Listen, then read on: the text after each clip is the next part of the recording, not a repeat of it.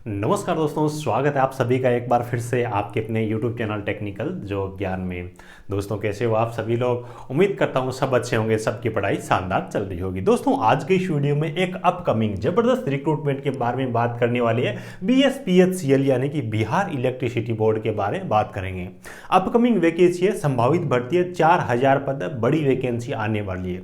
सारी की सारी ऑथेंटिक चीजें अपडेट आ चुकी है। वैकेंसी मान के चलिए कि बहुत जल्द आने वाली है। इसका सिलेबस है वो कुछ इस प्रकार का है कि वैकेंसी के आने के बाद में उन सब चीज़ों को, पूरे सिलेबस को आप तैयार कर ही नहीं सकते। बहुत सारे बच्चे बोलेंगे कि ये वीडियो अभी क्यों लेके आए, वैकेंसी आने के बाद में बताना चाहिए। एक तरीके से जो हमारे सोए हुए शेर है, जिन बच्चों ने तैयारी स्टार्ट नहीं कर रखी है ना, उनको जगाने के लिए ये मैं वीडियो लेके आया हूं। क्योंकि इनका जो सिलेबस है उसके अंदर 6-7 सब्जेक्ट रहते हैं। अभी से आप तैयारी स्टार्ट करोगे तभी इस वैकेंसी में आप मतलब सीट निकालने के लिए कुछ अपनी योग्यता उसको विकसित कर पाओगे। क्योंकि बिहार की पिछली भर्ती के बारे में बात करें ITI के लिए 2018 में 2000 के आसपास में वैकेंसी आई थी। सितंबर के महीने में इनका नोटिफिकेशन आया। 10 अक्टूबर तक इसके फॉर्म भरे गए और नोटिफिकेशन में लिखा गया अक्टूबर के लास्ट वीक में एग्जाम होगा। हालांकि अक्टूबर लास्ट वीक में एग्जाम नहीं हुआ, नवंबर में एग्जाम हो गया। तो एक महीने में इसके सिलेबस को तैयार करना भी पॉसिबल नहीं। इसीलिए ये चीजें मैं आपको अभी से बता रहा हूं ताकि जो बच्चे एलिजिबल है वो तैयारी अपनी अभी से स्टार्ट कर सके। और बहुत सारी चीजें ऐसी है जो इसकी तैयारी करेंगे उन बच्चों को अलग से दूसरे कंपटीशन एग्जाम में भी फायदा मिलने वाला। ठीक है, देखिए यहाँ पे योग्यता के बारे में, आयु के बारे में, सिलेबस के बारे में एक एक करके अपन सब चीजों के बारे में बात करने वाले हैं। और अपडेट के बारे में अगर अपन बात करें तो जितनी ऑथेंटिक अपडेट नोटिफिकेशन आने से पहले मिलनी चाहिए वो सारी चीजें, क्योंकि न्यूज़पेपर के अंदर भी ये आपने देखा होगा 3-4 दिन पहले इसके बारे में पूरा का पूरा आर्टिकल लिखा गया। और सीएम जो बिहार के सीएम नीतीश कुमार है उनकी तरफ से भी अपने ऑफिशियल अकाउंट में यही ये आपको फोटो दिखाई दे रही है, यही उनकी तरफ से भी पोस्ट की गई है। यहां पे दोस्तों बिहार वाले बच्चे तो 2018 से लेकर के इस भर्ती का इंतजार बेसब्री से कर ही रहे हैं। उनके लिए तो बड़ी अपॉर्चुनिटी यहां पे आने वाली ही है। इनके अलावा जो अदर स्टेट वाले बच्चे हैं उनके लिए भी एक बड़ा अवसर है। क्योंकि यहाँ पे 25% सीटें जो होती है ना वो इस प्रकार की होती है जो यूआर कैटेगरी में अदर स्टेट वाले बच्चे भी उनमें फाइट कर सकते हैं। यानी कि 4000 अगर वैकेंसी आती है तो अदर स्टेट वाले बच्चों के लिए भी कंपटीशन फाइट करने के लिए 1000 वैकेंसी होने वाली है, जो कि अदर स्टेट में बहुत कम इतनी बड़ी वैकेंसी देखने को मिलती है। राजस्थान की बात कर ले तो काफी लंबे टाइम के बाद 1200 पदों पे वैकेंसी आई थी, तो उतना ही बड़ा आपके लिए यहां पर भी अवसर होने वाला है। ठीक है, तो पहले मैं आपको इसके सिलेबस के बारे में लेके चलता हूं, कौन कौन सी चीजें आपको तैयार करनी होगी। उसके बाद में 2018 भर्ती का जो नोटिफिकेशन है उस पर लेके चलूंगा। कौन कौन सी भर्ती आती है, क्या यहाँ पे पे स्केल रहते हैं, क्या एज लिमिट रहती है, सब चीज़ों के बारे में आगे वैसे बात कर लेंगे। देखिए दोस्तों आपके सामने सिलेबस यहाँ पे पेपर के बारे में पूरी मैंने जानकारी दे रखी है। इसीलिए मैंने बोला है कि चीज़ें पहले से तैयार करना स्टार्ट करना जरूरी है। एक तो चीज़ ये है कि ये जो आपकी भर्ती है इसकी तैयारी आपकी पहले से हो जाएगी भर्ती आने से पहले। और दूसरी चीज़ ये चीज़ें अगर आप तैयार करना स्टार्ट करते हो ना तो दूसरी भर्तियों की तैयारी ऑटोमेटिक इसके साथ में हो जाएगी, है ना। और वैसे भी रेलवे की 1 साल 2 साल से बहुत सारे बच्चे तैयारी कर रहे हैं, बहुत सारे लोग भर्ती आने का बोल रहे हैं, आएगी आएगी, और बच्चों का बहुत कीमती टाइम है वो वेस्ट हुआ है। तो यहाँ पे अपन देखें तो इसकी तो संभावना और भी ज्यादा है ना। तो देखिए यहाँ पे अगर अपन बात करें टेक्निकल की वैकेंसी की अपन बात करें, प्रश्नों के बारे में बात की तो 50 नंबर के 50 प्रश्न आपसे पूछे जाएंगे। उसके बाद कंप्यूटर सब्जेक्ट है, इसके आपको 50 नंबर के 15 नंबर के 15 प्रश्न पूछे जाएंगे। और UPPCL की UPRML की जिन बच्चों को तैयारी करनी है उनकी तो तैयारी इसके साथ में ही हो जाएगी, अलग से तैयारी करने की जरूरत ही नहीं पड़ेगी। उसके बाद जीके और जीएस है, यहाँ पे 10 नंबर के 10 प्रश्न आपसे पूछे जाएंगे। रीजनिंग के 10 नंबर के 10 प्रश्न आपसे पूछे जाएंगे। हिंदी सब्जेक्ट से 10 नंबर के 10 प्रश्न आपसे पूछे जाएंगे। इंग्लिश सब्जेक्ट के 5 नंबर के 5 प्रश्न पूछे जाएंगे। यानी कि टोटल आपके 100 प्रश्न रहेंगे, 100 नंबर के रहेंगे।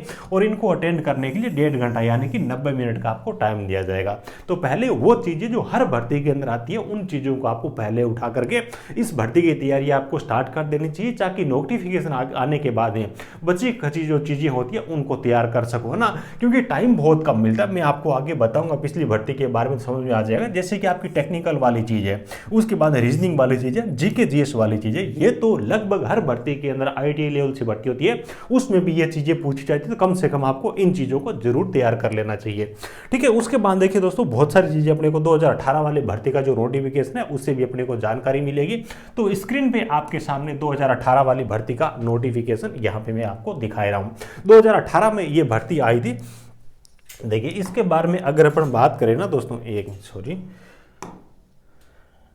देखिए ये इसका नोटिफिकेशन है 2018 का। यहाँ पे 4 प्रकार की टोटल वैकेंसी आती है। कितने प्रकार की वैकेंसी होती है?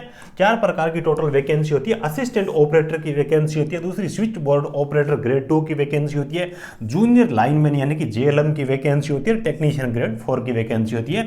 यानी कि यहाँ पे 4 प्रकार की वैकेंसी आती है। चारों में न तो आपको अलग अलग फॉर्म सबमिट करने की जरूरत पड़ती है और न ही इनकी कोई कट ऑफ अलग अलग रहती है। यानी कि एक आप फॉर्म भरोगे तो आपका जो रिजल्ट है ना वरीयता के हिसाब से चारों का आ जाएगा। यानी कि जिसमें भी आपके नंबर पड़ेंगे ना उसी में आपका सिलेक्शन हो जाएगा। ऐसा नहीं कि कहीं पे कम नंबर वाले बच्चों का सिलेक्शन हो गया और कहीं पे ज़्यादा नंबर लेके वो बच्चे भी बाहर हो गए, वो चीज़ें नहीं होती। तो 4 प्रकार की यहाँ पे वैकेंसी आती है। उसके बाद देखिए एजुकेशन क्वालिफिकेशन के बारे में बात कर लेते हैं। एजुकेशन क्वालिफिकेशन में सीधी सी बात है, आप 10th पास हो और उसके बाद में आईटी कर रखे, चाहे एनसीवीटीसी हो चाहे आप एससीवीटीसी हो, यहाँ पे चारों प्रकार की पोस्टों के लिए फॉर्म भरने के लिए एलिजिबल रहोगे। एक ही फॉर्म भरना है, चारों में काम आएगा, चारों में रिजल्ट आपका काउंट होने वाला है। उसके बाद में आपके लिए अच्छी बात यह है कि डिप्लोमा वाले बच्चे हैं चाहे जो बीटेक वाले बच्चे हैं, ये दोनों ही प्रकार के यहाँ पे बच्चे एलिजिबल नहीं है। तो आईटी वाले बच्चों का कंपटीशन आईटी वाले बच्चों के साथ नहीं होने वाला है।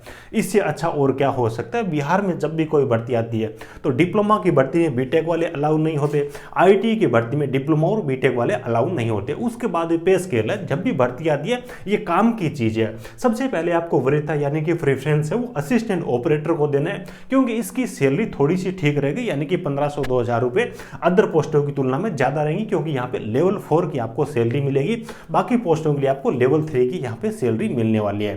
ठीक है। उसके बाद देखिए सबसे अच्छी चीज है, बिहार में जब वैकेंसी आती है तो एज लिमिट काफी ज्यादा रखी जाती है।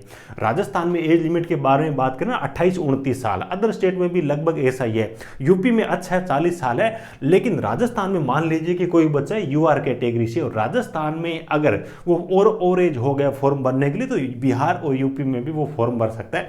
ये आपके लिए अच्छी चीज है। यानी कि यूआर कैटेगरी के बच्चे वो 18 से 37 वर्ष तक के यहाँ पे आवेदन कर पाएंगे। एससी के लिए 42, एसटी के लिए 42, एबीसी के लिए 40 और उसके बाद बीसी के लिए 40 और फीमेल किसी भी स्टेट से आते तो आपके लिए भी यहाँ पे 40 वर्ष तक फॉर्म भरने के लिए आपके पास में अवसर रहता है। तो ये एज लिमिट है, एज लिमिट काफ़ी शानदार है। जो बच्चे अलग अलग स्टेट में और एज हो गए वो भी यहाँ पे आवेदन कर सकेंगे, तो अपनी तैयारी कर सकते हैं, कोई दिक्कत नहीं है। और यहाँ पे गर्ल्स के लिए तो खास तौर से और भी एक चीज़ मैं आपको बता दूँ कि जितनी भी वैकेंसी है ना 35% सीटें गर्ल्स के लिए रिजर्व रहने वाली। तो आपकी भी कोई छोटी बड़ी बहन या कोई भी जानकार फीमेल हो आईटी इलेक्ट्रिशियन में की हुई तो उनको यहाँ पे फॉर्म जरूर भरवाना। पिछली भर्ती 2018 में थी ना, 10-10, 12-12 नंबर पे भी फीमेल का सिलेक्शन हो गया था। तो ये चीज़ें, बाकी जो भी यूआर कैटेगरी है उनके लिए 25% वैकेंसी होती है वो रिजर्व रहती है। ठीक है। अदर स्टेट वाले सारे के सारे बच्चे वो यूआर कैटेगरी के अंदर आने वाले हैं। यहाँ पे लगभग 1000 रुपये के आसपास में एप्लीकेशन फीस होती है। उसके बाद में जो चीज़ में आपको बोल रहा हूं कि एग्जाम इसका जल्दी होता है, इसलिए ये सारी चीजें मैं आपको बता रहा हूं। देखिए 2018 की जो भर्ती थी ना उसके फॉर्म 18/9 यानी कि सितंबर में 18 सितंबर से स्टार्ट हुए थे। फॉर्म भरने की लास्ट डेट 8 अक्टूबर थी, यानी कि 8 अक्टूबर तक इसके फॉर्म भरे गए थे। और उसके बाद में अक्टूबर के लास्ट वीक में इन्होंने एक्सपेक्टेड एग्जाम डेट बता दी, यानी कि भर्ती आपकी स्टार्ट होने के बाद में टाइम तैयारी करने के लिए तो लगभग मिलता ही नहीं है। हालांकि अक्टूबर में इनका एग्जाम नहीं हुआ था, लेकिन नवंबर में इन्होंने एग्जाम करवा लिया था। भी अक्टूबर में फॉर्म भरे जाते हैं, नवंबर में एग्जाम करवा ले, तो इतना बड़ा जो मैंने आपको पीछे सिलेबस बताया, इन चीज़ों को पहले अगर आप तैयार नहीं करोगे ना तो इस भर्ती में सीट निकालना किसी भी प्रकार से पॉसिबल नहीं है। तो तैयारी आपको अभी से स्टार्ट करनी चाहिए, खास तौर से जो टेक्निकल है, उसके बाद जीके जीएस वाला पार्ट है, उसके बाद रीजनिंग वाला पार्ट है। आईआईटी की लगभग 80% भर्तियों में ये तीनों सब्जेक्ट पूछे जाते हैं। कम से कम अभी से आपको इन 3 सब्जेक्ट को तैयार करना जरूर स्टार्ट करना चाहिए। बाकी इस भर्ती के बारे में कोई और अपडेट आएगी तो उस पर भी मैं आपको सारी जानकारी प्रोवाइड करता रहूंगा। वीडियो को डिस्क्रिप्शन में हमारे official Telegram channel technical job ज्ञान की लिंक मिलेगी, उसको भी ज्वाइन कर लीजिए, ताकि कोई भी किसी प्रकार की अपडेट होती तो वो आपकी अपडेट मिस नहीं हो। वीडियो अच्छा लगा हो तो एक प्यारा सा लाइक जरूर करना, अपने जरूरतमंद दोस्तों के साथ में शेयर जरूर करना, ताकि वो भी समय भी अपनी तैयारी स्टार्ट कर सके। चलिए, thank you, best of luck.